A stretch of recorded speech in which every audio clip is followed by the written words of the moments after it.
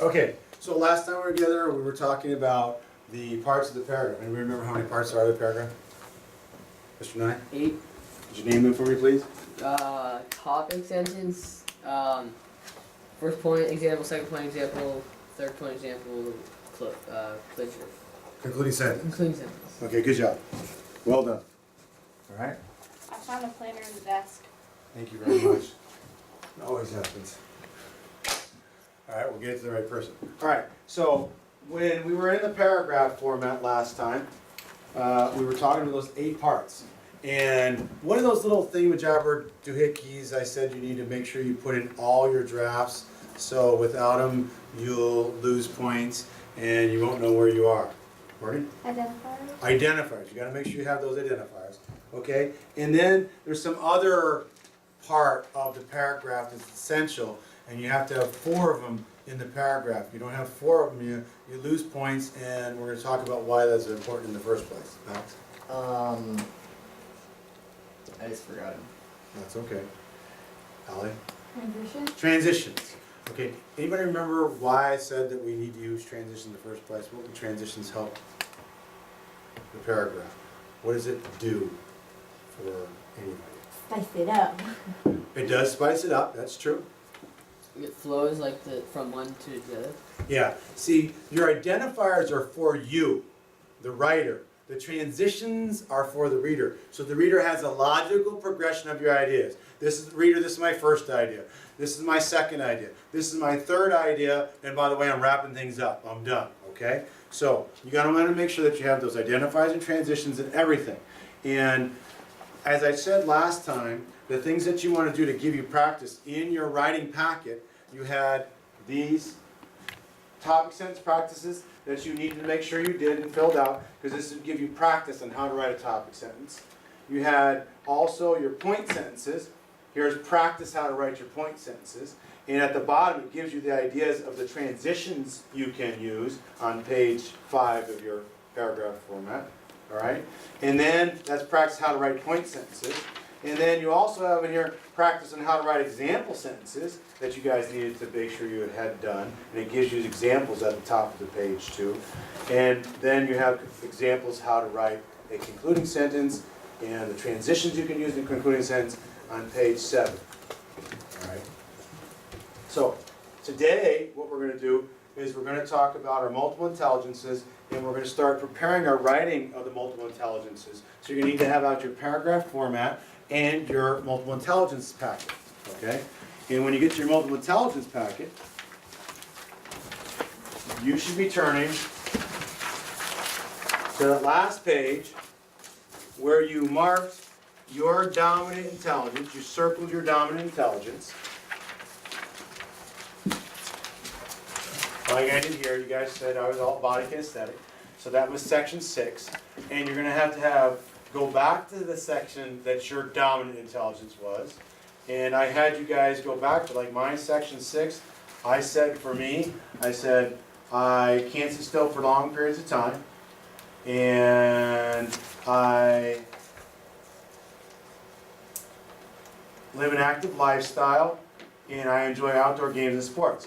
Those were the 3 most easily talked about aspects for me for being a body kinesthetic individual. So each one of you were supposed to have picked those.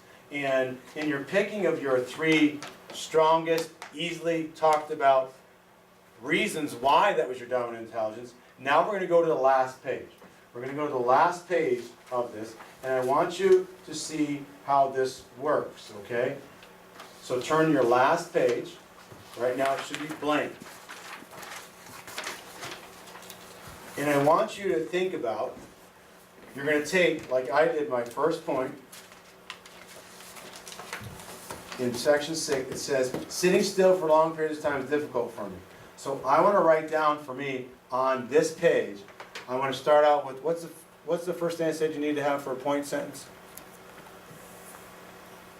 Max? An identifier. Okay. You can do that. What has to come after the identifier? Transition. Transition. So that's my first point. Do we want to use 1, 2, 1, or first, or to begin with? First. First. So those are going to be there followed by a comma. Transition is always comma followed by a comma. First, okay? So now I want to put that, I want to use my paragraph format. So I need 3 parts of my point sentence. My point sentence got to have a transition. It's got to have a point about the topic and the main topic. What's the main topic? We're talking about multiple intelligences. What's the main topic? Alex? Multiple intelligence. Multiple intelligence. So that's your main topic, right? Multiple intelligences. But we're talking about what part of multiple intelligence. For me, it's body kinesthetic. So if I was doing this, I would write down sitting still for long periods of time is difficult for me. But I have to include the main topic. So you have to have something like, first, as a bodily kinesthetic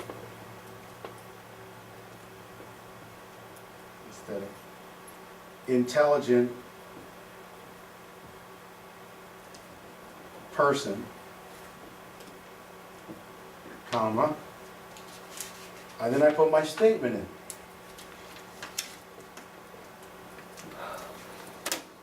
I find, don't write this down, you guys, I'm just showing you, that sitting still for long periods of time is difficult. Okay? So what I want you guys to do right now is I want you guys to take your 3 points and write sentences for your first point up here, your second point up here, your third point here on the 1, 2, and 3 lines that look something like that, has all 3 parts, has with their identifier, transition, the point you're talking about, the main topic you're talking about, and the point about that main topic that you're going to make, which is going to come from that section. So I want you guys to all do that right now and try that for each one. I'll come around and help.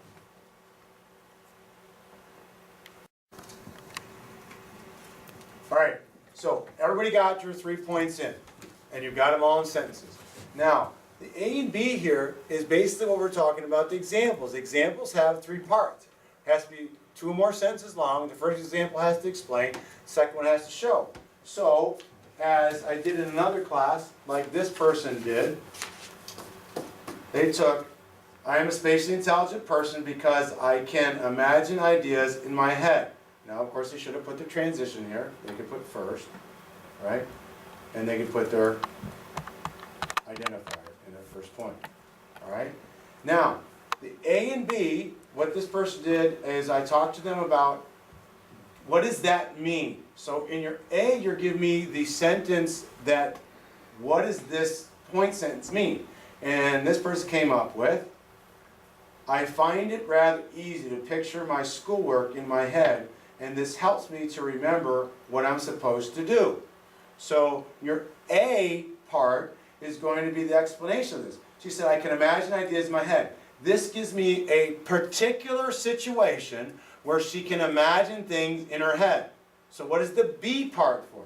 The B part is, now you need to give me that example that specifically shows that activity occurring, which she did. Here's what she came up with. For example, remember it's 3 parts. You're explain, then you're going to show, it's 2 or more sentences long, and you have to tie back. For example, when I was in Mrs. Louie's math class, and she was discussing good guys and bad guys, it helped me to remember how to work with positives and negatives with my homework. As I did my homework, I easily used the class model and completed my homework. This was her actual event that occurred in her life that would kind of prove this point. Now, again, this is just rough, but it's okay. It gives you an idea. What I'm hoping for is that you guys want to get to is here's an example completely done out. Okay? This example is an interpersonally intelligent person. They said, I'm an interpersonally intelligent person because I learn best by interacting with others. So explain the point in the A. What does that mean? Explain the point. Being very social, okay, interpersonal, I learn best with others. I need others to help me learn concept in and from school. So in school and from school, having to work with others, they need people so they can learn better. So now I have to get to the B part. Now I'm going to give that example that came and happened in my life that would prove that point. Okay? Here it is. For example, when I have to study for a vocabulary test, I invite my friends over. We spread out all our note cards and study together by asking each other's questions. Knowing the words, we all get A's on the test and understand the value of each other's friendships. So this has got that whole other part. Now I have the physical situation where the kids came over, got together, they studied together, and the result was they got all A's, and what was the whole idea? I have to be with others.